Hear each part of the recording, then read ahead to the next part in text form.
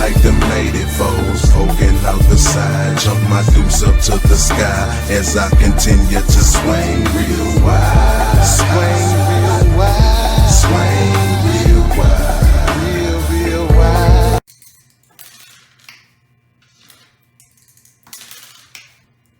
So you want to become an expert at shooting dice?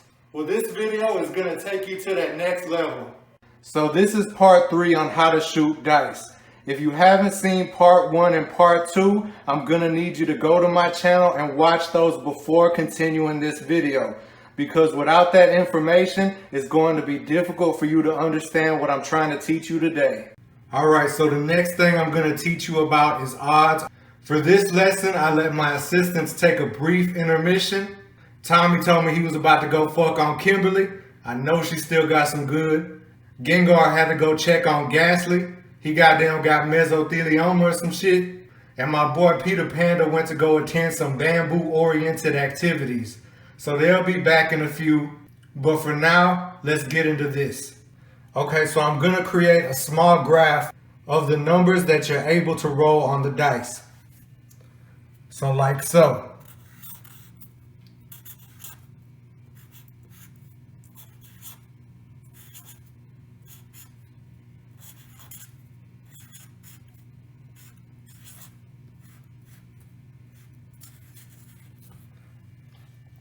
So excuse my handwriting, I'm doing the best I can. So here are all the numbers that you're able to roll.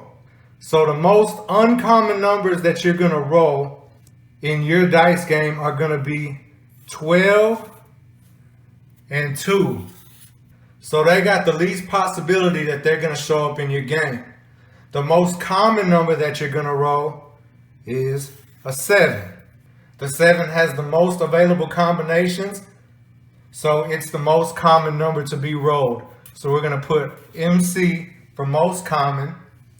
The 2, we're going to put MUC for most uncommon. And the 12, we're also going to put MUC for most uncommon. The 2 and the 12 are equal at being the most uncommon number rolled. That's why they're at the ends of the graph. The 7 is directly in the middle because it is the most common number. So everything that branches out from the 7 becomes the next most common number to be rolled. For example, the 6 and the 8 are second most common number to be rolled. All right, so let's box these in real quick.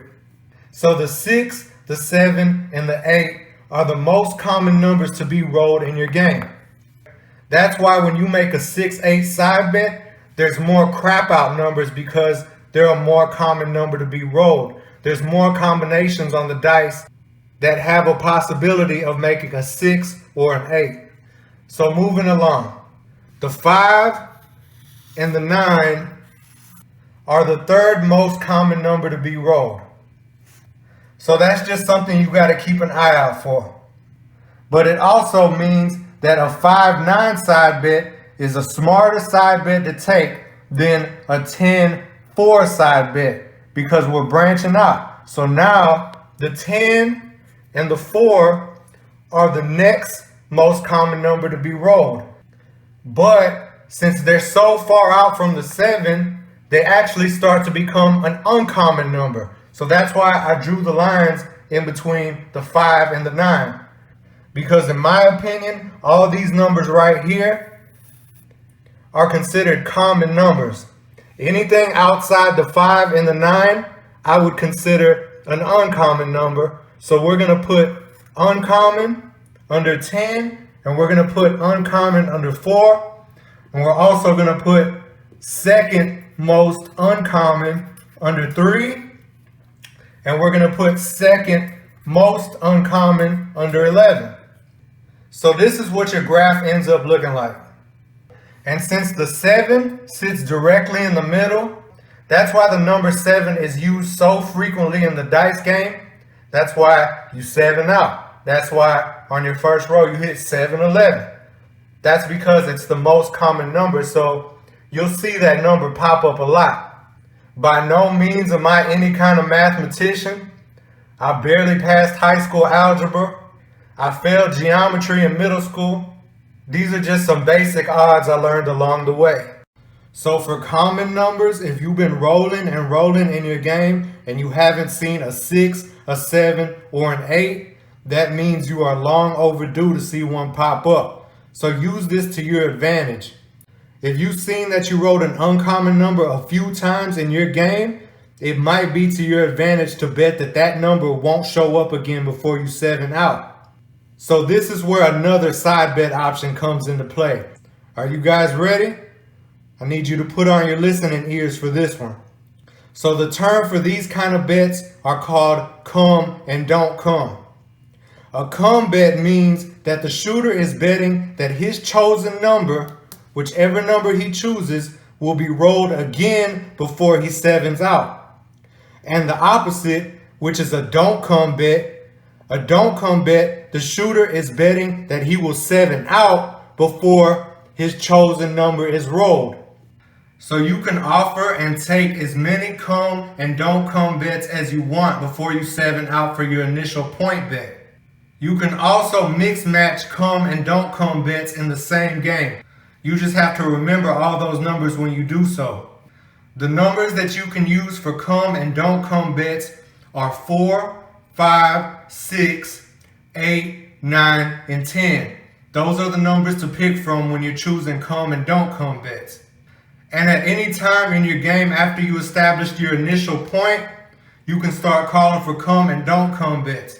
It can be after the first roll, after the second roll, even after the third roll. Just as long as you get your come and don't come bets in before you 7 out. Okay, so this is what a come bet looks like. So I put my money up, opponent matches me for the initial point bet, and I get to rolling. Okay, that's a 4. All right, so say I want to call for a come 6 bet. So I'm going to put $10 up for a come 6 bet. Opponent is going to match me. So my point is a 4 over here, and I got a come 6 bet. So let's go. So that's a 4. So I hit my point bet, and this bet still stays in play, which is a come 6. So I have to hit a 6 before I 7 out. It's an 11.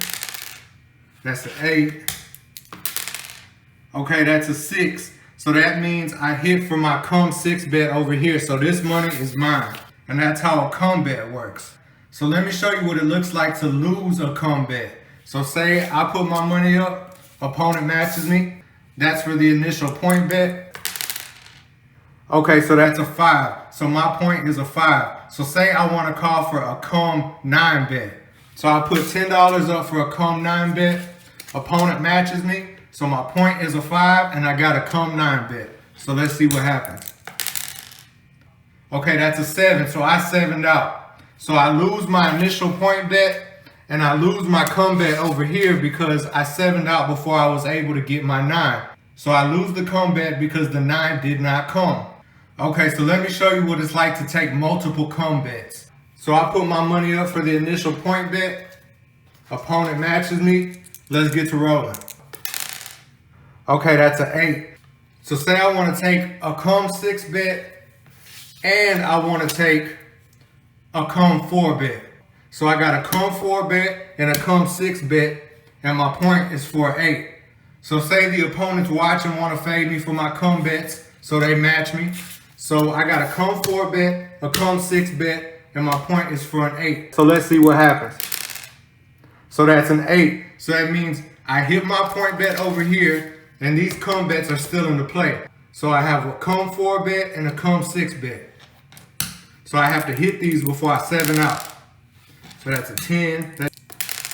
Okay, so that's a 6. So that means I hit for my come 6 bet over here. But now I have to still hit for my come 4 bet before I 7 out. So 5. It's a 10. That doesn't mean nothing. That's another 10. That doesn't mean nothing. Okay, so that's a 4. So now I hit for my come 4 bet and I win this money too. And that's how you handle multiple come bets at one time. Okay, so now I'm going to show you what a don't come bet looks like. So say I put my money up, opponent matches me for the initial point bet, and I get to rolling. Okay, 8. So 8 is my point. So say I want to call for a don't come 6. So I put my money up for a don't come 6. Opponent matches me. Let's get to rolling. So that's a 5. Doesn't mean nothing. That's a 7. That means I 7'd out before I was able to get my 6. So I win this money since it's a don't come bet. Okay, so let me show you what it's like to lose a don't come bet. Okay, so I put my money up. Opponent matches me for the initial point bet. Okay, let's go. So that's a 10. So say I want to call for a don't come 4. So I put $10 up for a don't come 4. Opponent matches me. So let's see what happens. So that's a 6. That doesn't mean nothing. That's a 5. That doesn't mean nothing. That's a 4. So that means the 4 came. So since it was a don't come bet and the 4 came before I 7'd out, so that means I lose this money for the don't come 4 bet. That goes to my opponent. But this money over here still stays in play for the initial point. So let's see what happens. So that's a 12. That doesn't mean nothing. That's a 5. That's a 6. Okay, so that's a 7. Okay, so that means I lose this money for the initial point bet because I 7'd out.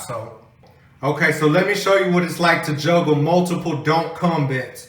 So say I put my money up for the initial point bet. Opponent matches me. Let's get to rolling. Okay, so that's a 10. Okay, so say I want to call for a don't come 6 and a don't come 8. And say the people watching, they want to fade, so they match me. They put their money up for a don't come 6 and a don't come 8. So my point is a 10, and I got 2 don't come bets on the side. So let's see what happens. Okay, that's a 7. And so that means I win this side bet money over here because the 6 did not come. And I also win this don't come bet over here because the 8 didn't come. So I win both of my don't come bets because the numbers did not come because I 7'd out before I was able to roll those don't come bet numbers. But I lose my initial point bet over here because I 7'd out and I wasn't able to get my point again. So let me show you what it's like to mix match come and don't come bets in the same game. So say for example, I put my money up for the initial point bet. The opponent matches me, puts their money up. Let's get to rolling. Okay, that's a 9. Okay, so say I call for a come 6 bet. The opponent matches me for a come 6 bet. So now my point is a 9. I have a come 6 bet. So let's keep rolling. So that's an 8. So say I want to call for a don't come 8 bet. So I put my money up for a don't come 8 bet. Opponent matches me for a don't come 8 bet. Let's see what happens. Okay, so that's a 7. So that means I win my don't come 8 bet because the 8 did not come. But I lose this come bet because I wasn't able to get my number to come before I 7'd out. So I lose this come bet. And I also lose this initial point bet because I 7'd out for my initial point bet. So it is a little difficult to remember all these numbers. So I would only recommend mix matching come and don't come bets if you have a real good memory. But that's just my advice. Do what you will with that. Okay, so here's a small tip for don't come bets. If you've been rolling and rolling in your game and you haven't hit a 7, that means you're overdue to hit a 7. So once you feel comfortable that you've seen a lot of dice roll and you haven't hit that 7 yet, I personally like to bet on a lot of don't come bets at one time. So I'll bet a don't come 4, a don't come 5, a don't come 6, a don't come 8, a don't come 9, and a don't come 10. If I know that 7 is right around the corner. Because I know that I'm going to 7 out. And all them numbers that I bet on are not going to come. So I would win all those don't come bets at one time. So you just got to use your best judgment. Pay close attention to the last time that you rolled a 7. It ain't nothing like them native foes poking out the side. Jump my deuce up to the sky as I continue to swing real wide. Swing real wide. Swing.